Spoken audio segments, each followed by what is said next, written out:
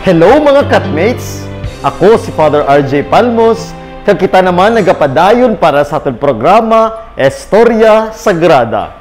Ang aton topiko sa sininga adlaw amo ang tuhoy sa mga silot sang Ehipto.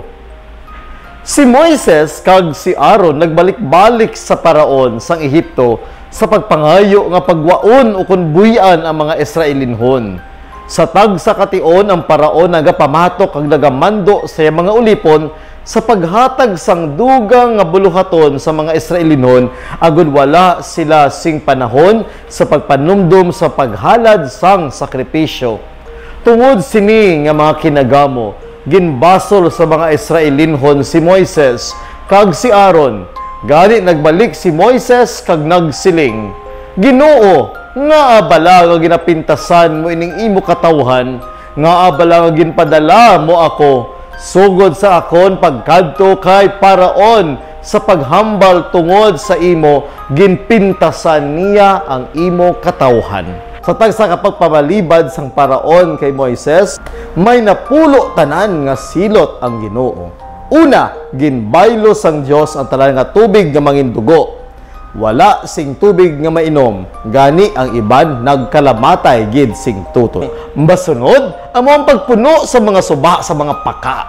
Pagkatapos nagpadala ang Dios sa mga langaw, lamok, hubag sa lawas, ulan sang yelo nga bilog sa pagwasak sang mga tanom kag mga sapat-sapat nga nabilin sang ulan kag yelo nga bilog. Ang mga Israelinhon lamang ang wala mahilabti sang sining mga silot. Apang padayon nga langin matig-a ang tagipusoon ni Paraon. Gani sa tumanggap ang Ginoo nagpamatay sang tanan nga panganay nga lalaki sa Ehipto, kaupod man ang panganay nga anak nga lalaki ni Paraon. Gani si Paraon nagpatawag kay Moises ka nagsiling, Bayay ninyo ang akon mga tawo kag maglakat sa pagsimba sa inyo Ginoo, dala ang inyong mga kasapatan, kag lakat kamo, magpangamuyo kamo kag bendisyonan man ako, tungod kay ang akon mismo kabataan, kag ang mismo nga duta sang Ehipto naghibi sa kasakit sa sining kamatayon. Pamalandong. Ang krus, kinahanglan naton subong nya kinahanglan man anay sang kaluwasan. Si Moises, mga kauturan, larawan sang kaluwasan sa pungsod Israel. Sa tion sang pagpamigos sang Ehiptohanon, si Moises nag-abot sa nagatalana gid nga tion, agud nga maging larawan sang kaluwasan kag paglaom.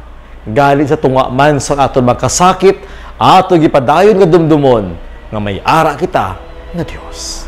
Ini ang aton istorya sa Historia Sagrada, ang mga silot sa Ehipto.